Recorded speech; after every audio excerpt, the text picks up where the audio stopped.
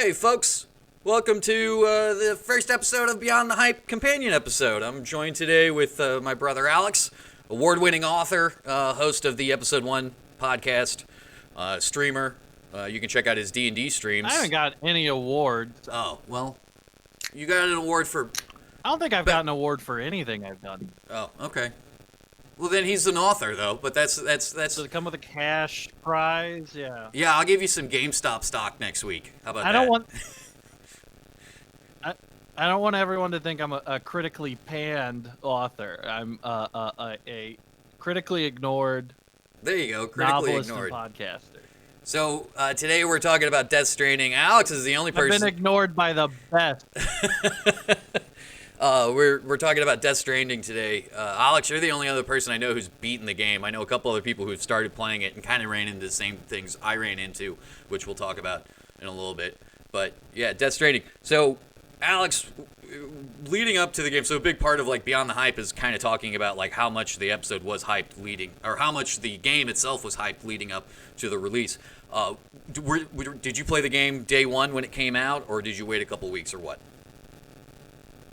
I think I waited like 2 weeks or something. Like I had it pre-ordered, but I didn't dive into it like right when everyone was doing that. Yeah, I know. I had When did it come out exactly? I can't. November 9th. November 9th was when it came out. And I know, like, Okay, I had. So I was working then. Yeah, I had it pre-ordered and I had it downloaded and I played it that night, and it took me forever to really get into it. Did you run into the same problems with it? No, I got right into it right away. Yeah. Like, the very first thing. A lot of people were getting annoyed with a lot of the gameplay mechanics at the beginning, which, it's a weird game decision to make your guy kind of the most useless you'll ever be in the game right at the very beginning. Yeah.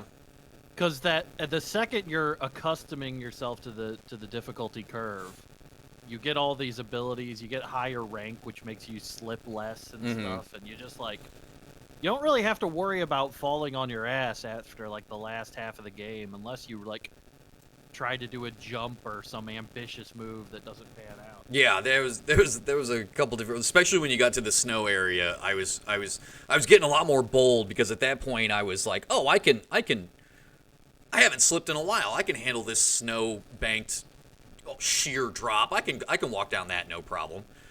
Yeah. It took me, like, I remember I was super excited for the game.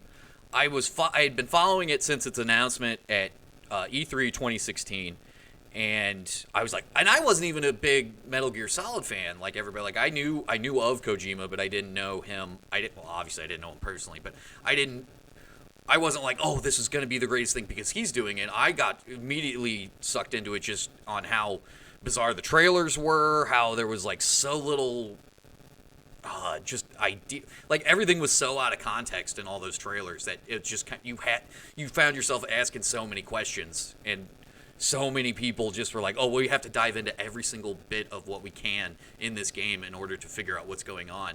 And that was really what got me excited about it, was like all these people who are 10 times smarter than me just completely looking at the scope and the like just tiny little things, like what his dog tags had to say, like what this meant, like where the location was being set. It was super cool to see, and I think that definitely got me more excited. But then the game came out, and I remember it took me probably about, I don't think it was until maybe halfway through December, maybe even like beginning of January, where I really started getting into it to where I was playing it like through the night, just because I was like, oh, well, I just got to get this zip line done, and then I'll go to bed.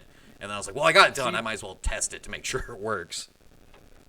That's what did it for me too, because I didn't see a lot of the hype when it was coming out. Like, you saw people post about it and whatnot, and saying whatever or something like that. I remember the big narrative that I was kind of on board with was like, oh, Kojima should just make a movie. He doesn't want to make video games. He should make a movie. Mm-hmm. Right? But like, I don't even think that's true. Like, he likes cinematic elements and stuff, but he's just like a weird little guy. Mm-hmm. And like, that rocks, and that's awesome, but you just kind of have to let him be a weird little guy. That's like where the draw in it came for me, because once I saw like a lot of the gameplay stuff, a lot of the world stuff, you realize that this is in effect like this is going to be a big box game. Yeah. It's going to have content. It's something you're going to be able to sink your teeth into. And the narrative thing is going to be, running right alongside it, work really hard on it, got all the... And I just find it charming whenever a game doesn't worry about multiplayer at all. It's like, this is what it is. We're not going to ham-fist that in. We're going to do this. I thought the way they did their multiplayer... I got it. I thought the way they did their multiplayer was perfect, because they kept talking about leading up to the release. Multiplayer? Yeah, like, if you play the game... Like, it's not like traditional multiplayer. Like, the stuff you build in the game shows up in other people's worlds. Oh, yeah, like that. Yeah, I know what you mean there.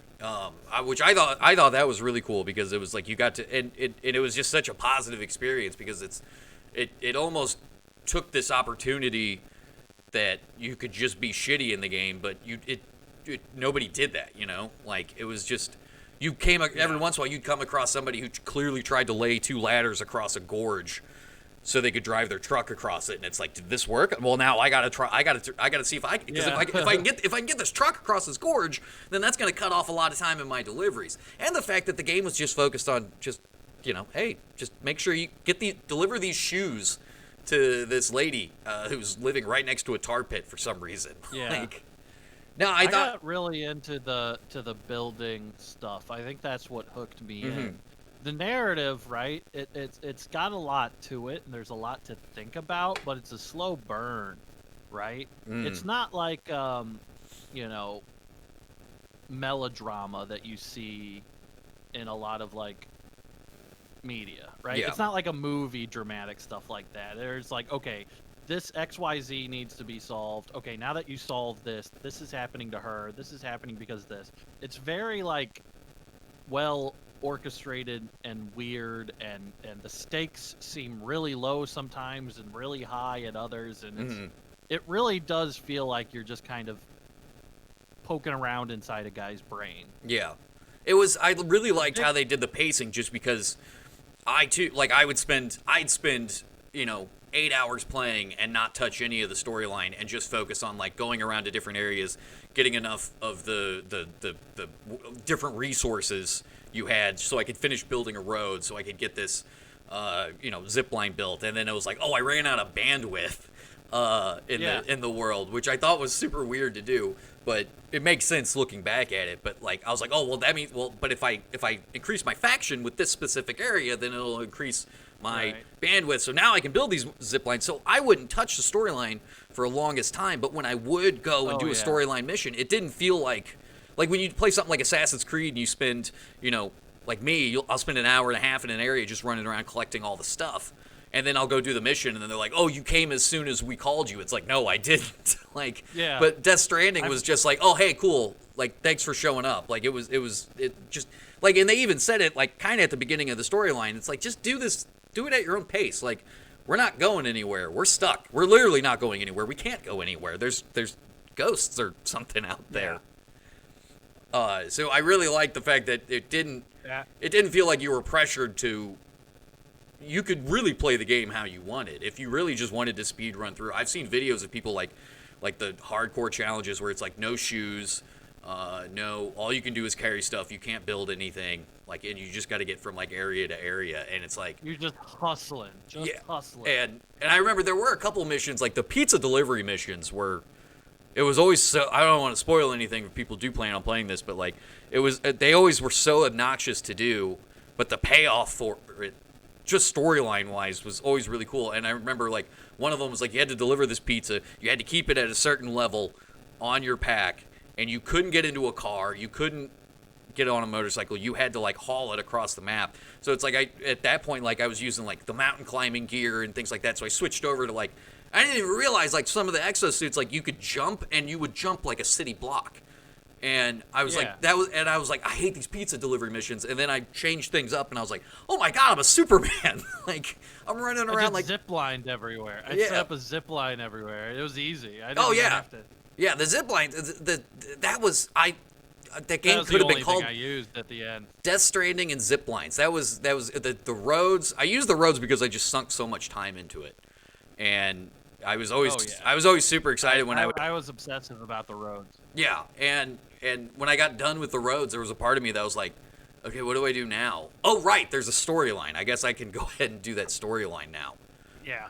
And I will say one of the I'm things trying to avoid going into the mountain because the mountain was like so exhausting looking. yeah, Like, and I'll get a road in the mountain, then I'll worry about the fucking zip lines. Like, I had it all planned out. yeah, and I will say one of the things that surprised me the most about it was you went through that first area of the game, no roads, you didn't have the ability to do zip lines yet, and that was like the most exhausting part because you literally just had to like just haul stuff like up. I remember the first time like going through that mountain that had the BTs in it, the beach things, and I remember going all the way through, finally getting to the next area, but you had to carry like 4 packages, but it turns out I left one of them back at the first distribution area. So it's like I had to drop off all the stuff, go all the way back, sneak through the BT area. And I had the grenades at the time, but I'm always, in a lot of these games, I'm always so worried about like, oh, I got this super, I don't know how finite this resource is going to be, so I just sit on it like a dragon in the Tolkien universe. And then the blood grenades, like after a while, I was like, oh, I'm just tossing these things because I have so many. That was another thing on the video. I was chucking that sucker like constantly. If I got to a really annoying area, I cut a swath through the BTs. Yeah, and plus you got so many of those chiral crystals. Grenades. I would go and farm like BT areas just to get the chiral crystals. One thing I want to talk about real quick before we go further into Kojima though is, and I really regret that I didn't bring this up in the video, the Beyond the Hype video for Death Stranding, is the fact that you have weapons based on bodily functions, and outside looking in, that seems so goofy.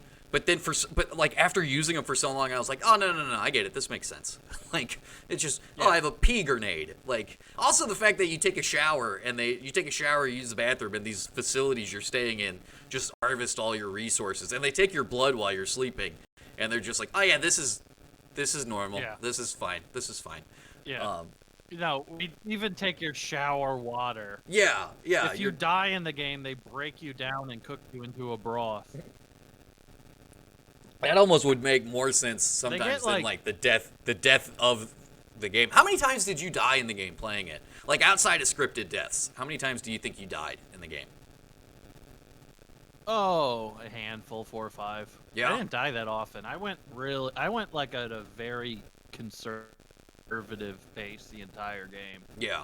I can't remember dying a whole lot. I do remember one of the most memorable ones was in the snow area, and was going down a hill. I was going down the hill specifically to build a zip line down there, and ended up tripping and falling down this hill, and would have survived, but there was a rock at the bottom of the hill, and Norman Reedus's head just bounced off this rock with this sickening thud, and then boom, that was the one that killed that. Like that, I was like, that's embarrassing. That's embarrassing that that's how I went out. I've been traversing this like completely destroyed area. I've walked through areas. I've thrown a nuke into a tar pit. I've faced off against a weird oil lion thing, and a rock at the bottom of the hill is what took me out.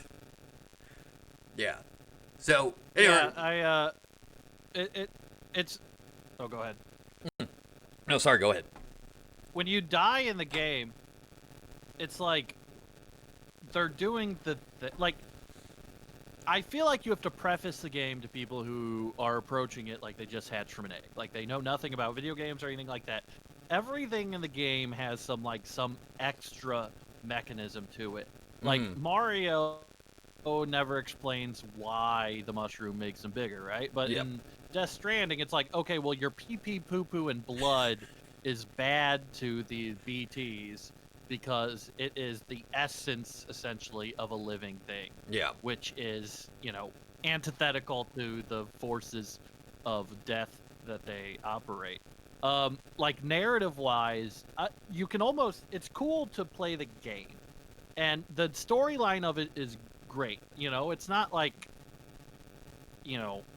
excellent, world-bending story. It's just a good story. And it's because there's just so many little weird things to get inspired by. Like, the narrative is written about basically there's been 7 big extinction events in human history, and what would the next one look like? Yeah. You know, how would we cause it? Why does this happen? You know, and it ends up like being engaging without worrying about making too much sense. It really does that one thing well as a narrative. Like, if you go into it trying to understand everything, you're going to have a problem. Yeah.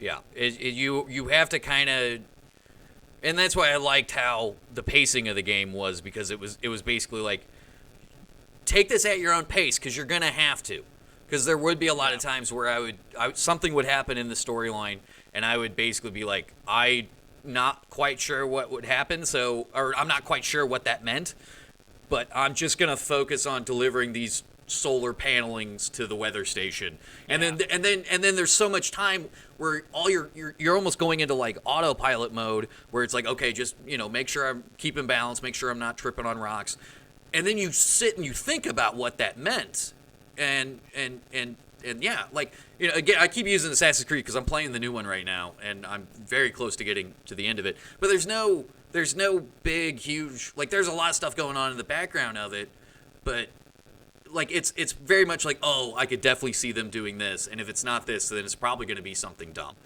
Whereas Death Stranding was just like, what the hell did that mean? Like, so, like, I delivered the, all right? My bad. Yeah, I'm good. Okay. Just a robocall. Oh yeah, I've been getting a lot of those.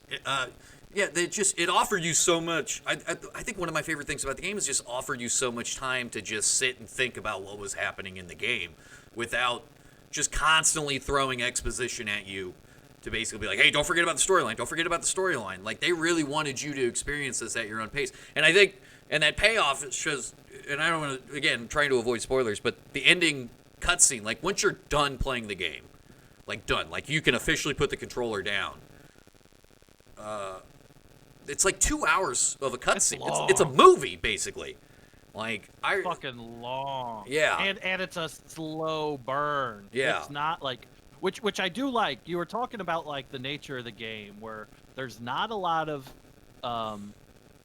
it's a very minimal UI, right? Mm-hmm. So you don't see a lot of stuff. You can go into different menus, and yeah, that's where all the numbers are, and you have to figure out how to balance everything. But even that you can skip if you want, just by saying auto, give me the most logical setup. Yeah. Like, it embraces the quiet moments in certain missions where you finish them, and they'll play a 3-minute song while you just walk down the hill. Yeah. And I didn't realize that was something I needed in a game. You look at a game like, you look at something like the opposite. Like, I was watching you play that Marvel game back when I was in St. Louis with you, and that game has so much stimulus, right? Yeah. This here, pinging over here, be aware of this. You have this main objectives, right? It's like, it's a good way to like trick people into thinking that they're like enjoying a video game by just, here, do this. You can see it now in like the difference between like World of Warcraft Retail and World of Warcraft Classic. Yeah. World of Warcraft Classic didn't care if you only had 2 quests. Go do those 2 fucking quests. Yeah. Whereas WoW Retail will be like, you can go here, you can do this, what else? What can I get for you? What do you like? What do you want this? And Death Stranding is a game that's like, okay, this is the game, and if you don't like certain elements about it, it's not the game for you. Not that like, okay, well, we'll have a multiplayer functionality where we'll do this, or we'll have a, a customizable skin you can download if you get the, like, it avoided all of the classic traps of like modern corporate gaming, which I think is by far the most remarkable thing about Death Stranding. Yeah, it was. They took the as you said, one of the weirdest guys out there, and they basically I really like the fact that Sony had enough faith in him to just basically be like, okay, go make a thing. Like, make a thing. Yeah. Just make us not lose money on this. It did really feel like obviously they knew this was he was a name that they could trust. It was a brand that they could trust. They knew he was going to make something that was going to draw people in. I was really looking for sales numbers, and it's a lot of the gaming market has changed so much to where it's like a lot of these companies won't release numbers anymore. And so I know it sold well enough that both Kojima Productions and Sony was satisfied, especially with the PC version coming out over this summer, which I'm super tempted to get, just to see it at even higher. Just because the world is as bleak and sad as the world looks, it's also like gorgeous, just in the detail that went into it. Yeah. And it'd be super interesting to see it because there's very few trees. Yeah. Very few. There's like one area with trees. Nothing alive. Yeah. Like some grass. But yeah, it's so. But I would be interested to know like the actual sales numbers, but they don't really have those out there. They just kind of give like a rough estimate. I do know that he is there is another project in the works. Kojima's he's even when a game is announced, he's always very cryptic about what he's talking about. I doubt we're going to see a sequel to this game. Truthfully, I don't think I wouldn't mind seeing another. I wouldn't mind seeing another story in this world that had like I'd like to know like is this also going on across the pond? Is this also something going on in other countries? I would assume it would be, but I wouldn't want to see. Again, without spoiling anything, Norman Reedus, I did really like his ending, his narrative arc, and I like the fact that it's like there was a lot of stuff you just didn't know about him unless you read all those emails. Like this game very much wanted you to again, like I said, experience it your own way, but that also meant taking a deep dive into it. You know, like there was But, and he's the least important character too. Yeah. Like Norman Reedus, he's the placeholder. He never really makes any. He's a main character that you don't control his dialogue or anything, but he never makes any grand declarations, any decisions. Everything is like begrudgingly to like decide to do something. You know. Yeah. He's very much a passive character because like there's just so much shit going on that if he was like, well, I don't want to do this because my kid, and, so he like. It'd just be, all right, or we have to deal with this now. We got a whole nother thing to deal with. And you have so many other engaging characters that are like, that you can tell they have he runs a good line of, you can tell these characters have motivations, but they're just not going to fucking say everything to you. You know? I think. And it's also like Kojima he named them all after like character tropes, basically. Mama, Dead Man, Heart Man, Die Hard Man. Like, he's telling you everything you need to know right from the bat. And he's just like, figure it out. Mm-hmm. Yeah. So do you think something... obviously, like I said, we still don't really know sales numbers for it. But like, we know it did well. Do you think Sony's gonna give the same amount of freedom to Kojima to let him do what he wants to do for future titles? I mean, obviously, they still want to make money off of them, but they know. But I mean, Death Stranding. When I was doing research for this video, it was funny looking up the reviews because the reviews were there were very few like middle of the road ones. Everything was either like super high or super low. I think that has to do with people just didn't know what to expect from it, and Kojima also gets like the benefit of the doubt. He gets his back rubbed a little bit. If people just don't know what's going on, they just assume Kojima is doing something intelligent, which I really think like that has more to do with like what people think like an auteur is rather than like a like a guy with a singular vision is. Because like you're gonna say, okay, well, I wonder why he put that there. I wonder why he put that there. And at the same time, when people are talking like that, I'm thinking, he just put 16 motorcycles as collectibles in the game that he thought were like cool, like pictures of motorcycles. Yeah. And then like pictures of movie posters of movies he likes and albums he likes. And it's just like, Kojima's just putting a bunch of cool shit that he thinks is cool into a game. Like, you can have both. You can have a deep understanding of like narrative structure and what you want to accomplish with a piece of media while at the same time being like, I like this song, I'm putting it in. I like this motorcycle, let's put a picture of it in there. Let's make it a wolf because that's cool. Like figuring out where the hard narrative is and when the like, all right, this is cool shit for a game would be. Like, that's why he makes video games and not movies, you know? So he can just fucking pile it all together. Yeah. I don't know if they're going to give Kojima more money or anything like that, but I guarantee Kojima's the last of his kind. the Yeah. last of its kind. Yeah. Sony will never elevate another guy. No one will ever get sole credit for any video game ever again. Oh yeah. Like they're too fucking big now, you know. I think, well, you kind of saw that, like, with Konami and basically what they did to Kojima, which, like, I mean, I'm trying to understand, like, the relationship that Kojima had with Konami and how that ended up ending so badly, despite the fact that Kojima had basically delivered them this franchise being Metal Gear, like this solely new. I mean, back in the day, there was no stealth action games. Metal Gear Solid was the first one of its kind. He created that genre, and then for him to give that to Konami, and then Konami basically over the years there's almost part of me that they're like, he's too artsy for us, or he's not somebody who's going to get roped into what we want. It does feel He's like getting in the way of making money. I think it's more than that. Like, yes, that is definitely a part of it, but I think also, like,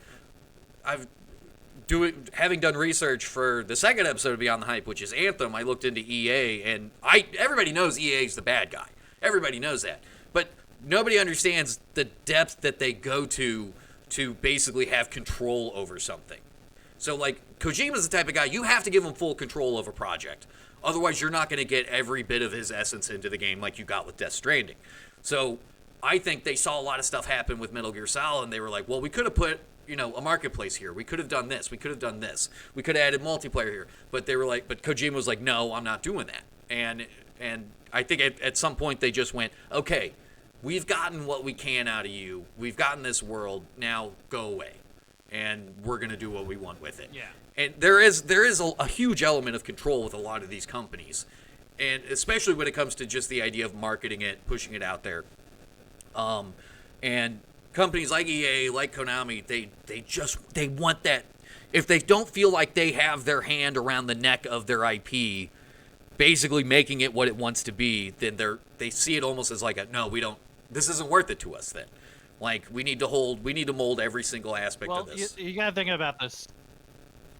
The scope of it is a lot too, because if Kojima says, I want to make a video game and I need $100 million, that's a lot different than let's say the game makes 200 million, right? Yeah. Okay, it's a net profit. It did well, but I'm pretty sure how all the businesses think. Well, 100 million is so risky.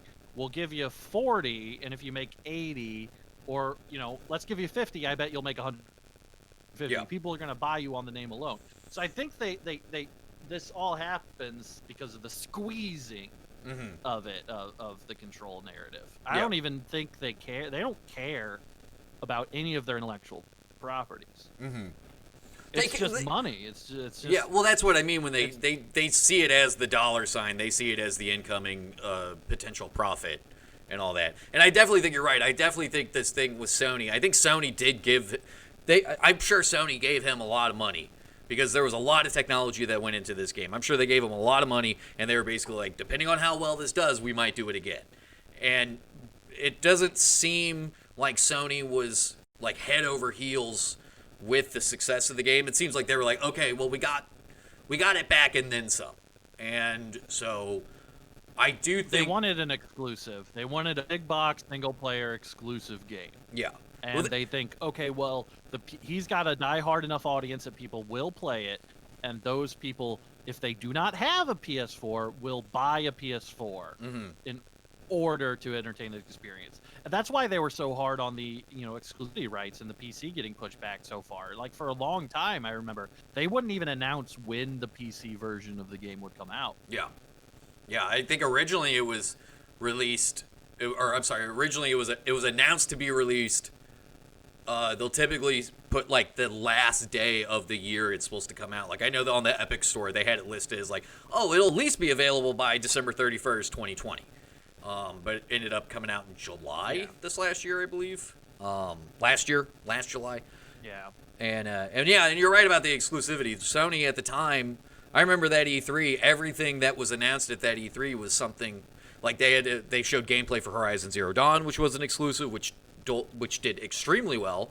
The two games ran off the same engine. They had the God of War that was announced. They had the Spider-Man exclusive, Days Gone, which was hit or miss. But everything else that all their exclusive titles, for the most part, like at least 80% of them have done really well and come out to like a lot of acclaim. And I don't think we're gonna see the end of the Death Stranding franchise. But I don't think we're going to see it in the scope that we saw with this game. I could almost see. I wouldn't mind seeing almost like a stories from the Death Stranding universe, where it's other people in the same situation, not necessarily being a repatriate like he was, but being like, okay, I have to get from point A to point B, and it's not just for the idea of connecting civilization. It's because like I need to see this person. I like that one side mission where it's like you had to deliver that girl to her fiance or boyfriend or something like that. Yeah. Like that was, I think we'll see, and I wouldn't mind seeing short little stories like that come out. I wouldn't, especially like you said with these characters that he created in the game, like, and how they all have this motivation that you kind of have to sit, stop, and think and look for. I really wouldn't mind seeing something like that, but I don't want to see Sam Porter Bridges back, and that's nothing against his character. Yeah.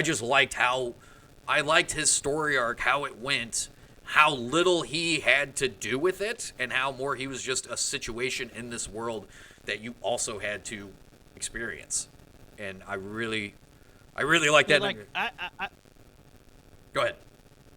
I'm on the opposite end of that. I hope we never see any more Death Stranding stuff, and not because I didn't like it, but because I feel like it accomplished what it set out to do. Right? Yeah. I remember when it first came out. Right. People were talking about like just the, ennui, the feelings of restlessness and like malaise in the game, and how steeped and thick it was, and then you start. It's very much like okay, hope. Okay, you're making hope. You're connecting people. You're doing all this. And then it gets to like a bigger question of like you connect all these people. You're making the world work again, and it's like, well, so what kind of people are you going to choose to be when you have another opportunity? And to me, that's what makes this game like, it doesn't get considered as like an intensely Japanese game culturally, but I think it has to be considered an intensely Japanese game culturally. Like, get it, because like if you read Murakami, that's the undertone of every protagonist. Young person, kind of disappointed with the world, and has really very little personal motivation, right? You can see that in Murakami's writings. You see that shit in anime, One Punch Man. You can see the modern narrative of Japan. That's why people also got on him about like the asexual thing, where he said like asexuals are creeping in because of the Death Stranding and whatever. And like, people were mad at that on the internet, but at the same time, Japan is an island that is like the only place with a negative growth rate. If you're a Japanese person, you're going to be like, okay, what's going on here? Like, why are we like losing connection with each other? We're closer than ever in denser packed cities, but with the electronic communication and medium, we don't find the same things fulfilling anymore. And to me, that's like the question of Death Stranding, because the universe of Death Stranding is the product of that malaise, the product of that loss of interpersonal motivation. Because really, everyone works harder for somebody else than they will for themselves. Everyone takes shortcuts for themselves. If you have to do something alone in a vacuum, you'll put it off. But if somebody wants something, you'll do it because you like to make people happy. You like having that connection with people. And I think that's what the whole narrative to me is going for. Like, how do we reverse this loss of the human experience? And then one of the biggest things that was detrimental to that narrative, I think, was actually COVID. Because people were talking about like, oh, there's this game where everyone's sheltered and hiding away, and now it's real life because it's COVID. And it's nothing fucking alike. Yeah. It's nothing alike. Yeah. And it murked up the whole narrative of everything, where everyone like compared things that were happening. And yeah, there were comparisons, but this is an intensely human story where you're trying to figure out what humans want. And to just make it, okay, well, all these people are separated because of a disease, and now look at us. It's like, it's not that. It's not that. Like, dig just an inch deeper. Yeah. And I think you'll see, like, what he's going for. Like, how do people remain human? Like, how do we do it? Mm-hmm. Oh, I think you see that a lot with how Sam interacts with a lot of the other characters in the game. Every time you meet a new character, there is literally like this on-screen introduction that has like these background things of like video game noises going on, and it's always the character giving you exposition into kind of like why you've walked into their home. Never like, hi, my name is Heartman. I have this. My motivation is this. Like, he tells you a story of who he is. Yeah. And you get like an idea of the motivation because you see not just him talk, but also his actions. I think meeting Heartman in the game was one of my favorite moments because it was just, he like would go between kind of explaining what he's about, but then also kind of like waxing poetically about the world. Then also talking about like this kind of idea of philosophy with like the Ra and the Ka, or with Ra and the something else. I can't remember. Yeah, he talks about like the body and the spirit and everything like that. And then like you meet somebody like Mama, and again she's just almost talking like you're not there. She's almost talking. It's almost sometimes treated as kind of like a, you know, like the old like Greek plays, how they put on these big huge masks so their characters would seem even bigger than they were. Like just this. Like, okay, all the world is a stage now. And I think with you're talking about like the idea of isolation, you have these people who are isolated, and then all of a sudden there's a person there who A, doesn't want to be there, B, doesn't really want to talk to you while you're there, and C, doesn't really care what you have to say. So it's almost like they're putting on this big show because it's like, God, I haven't talked to anybody face to face in so long. Like, please let me just. And Sam doesn't care either. Yeah, that's what I'm saying. Sam's the one who does. The second Sam shows up, Sam's grumbling. He's like he's very, very edgelordy at the beginning. Like, psh, like what? Yeah. I don't care what happens. Yeah. World doesn't care about me.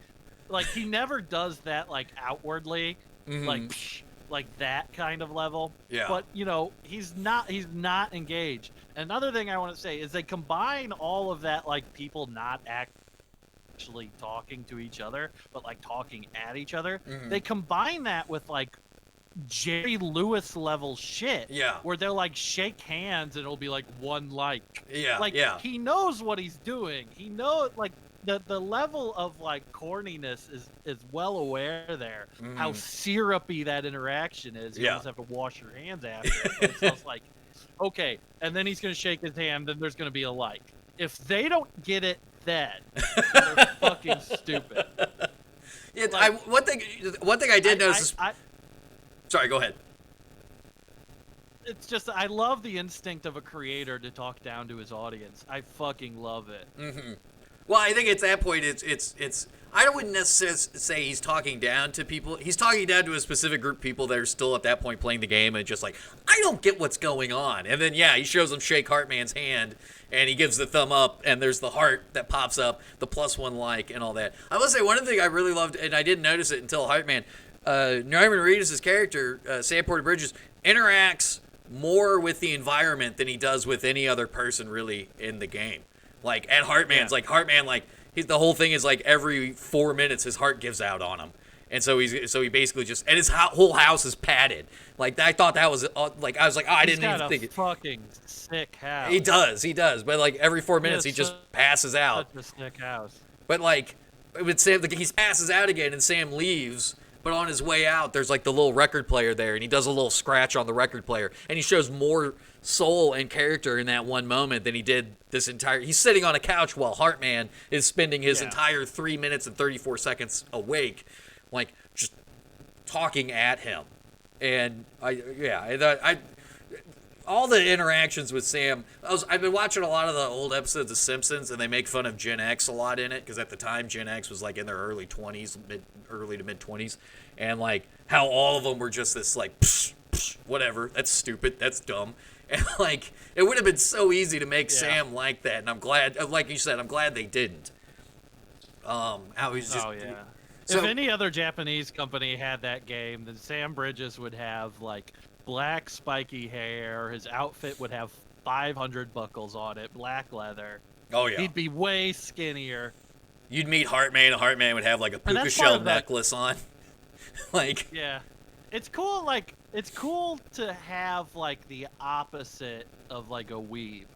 And have a Japanese man that is absolutely enamored with Western culture. yeah. He is so fucking in love. You look at Metal Gear Solid, right? Metal Gear Solid is just like a big narrative on America and like waning world powers and like who comes next, right? And then everyone loved that about like Metal Gear Solid. Like there's actual worthwhile discussions. Even if Kojima is not the smartest guy in the room at any given time, he's still like asking shit that's actually interesting. He has the bravest thing any creator can do, where he is not afraid to look like a fucking idiot. He's going to put the motorcycles he likes in there. He doesn't care what you're going to say. He's going to have the guy mumble and do this. He's going to have it be the way he wants it to be, which will never, ever, there will never be a video game ever that will do that again. Not one that's going to hit AAA status. Not a big box 100 million. Some indie game developer, they can do whatever they want, right? Yeah. It's never going to be like, you know, an indie game developer can have this crazy idea, but then if they go to whatever, you know, if they have a publisher and be like, listen, I need to render 400 different types of rocks, so I need this many engineers, I need graphic art, and they'll just be like, just use one rock. Yeah. Just just face it at different points of angles, and then no. That's not how I'm going to do it. Also, you're only going to get the budget for one map, and also we just disabled falling down. It's too hard to figure out. Like that. That's why like big box games are fucking cool, right? Yeah. And they have the potential for narrative storylines. But like the domination of popular multiplayer games, Fortnite, Call of Duty, stuff like that, that's where the resources are going. I really don't think, even after like the next Elder Scrolls, like you can look at it with Cyberpunk 2077 too. Like the big box game, like the future of the big box single player game is going to be, the audiences really crave one probably every like 6 years. Yeah. But you're not going to have them pumped out like Battle BR clones or whatever. Yeah. I agree. Well, Alex, Kojima's so cool, man. Yeah, I agree. Well, Alex, thanks for coming on the show. Before we end it, I'm going to do one thing, because I think people trying to describe the game is one of the funniest things in the world with how weird it is. So I want you have 30 seconds to describe the basic storyline of Death Stranding. Whenever you're ready, go ahead. Well, the basic storyline or like the theme? The gameplay narrative. Okay, the gameplay narrative is Sam Bridges is a courier in every sense of the word. He physically transports stuff, and he becomes the vessel for humanity rebuilding itself kind of hopes and dreams.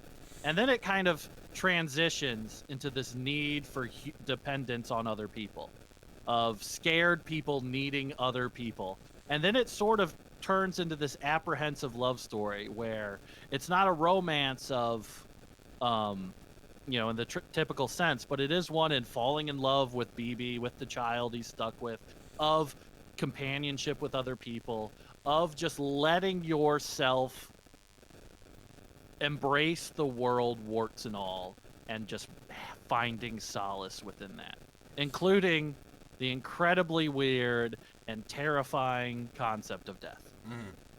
All right. That was a lot better than what I was going to do. That was a lot better. I was going to take a way more joking approach to it, because mine is Sam Porter Bridges churns himself across America delivering packages, meanwhile avoiding handsy ghosts that don't seem to understand the world that they're in. And then every once in a while... about, like, the ghosts too much. The what? The ghosts where, they're just... They're not even necessarily representative of the dead, but of the fear of death in my head, of like moving on. I just like they're just so different from other types of ghosts, poltergeists, anything like. All they're doing is just clamoring for you, but they don't even know what to do with you when they got you. Like they grab you and then you fight an oil whale for 20 minutes. You're just throwing pea grenades at it. Yeah. Like it's. Yeah. I think you're right. The game is so isn't it weird. if you die, like there's giant explosions if you do die. They say, like all those craters in the world are from a person getting eaten by a BT. It's you die fighting one of the big ghost oil things that pop up.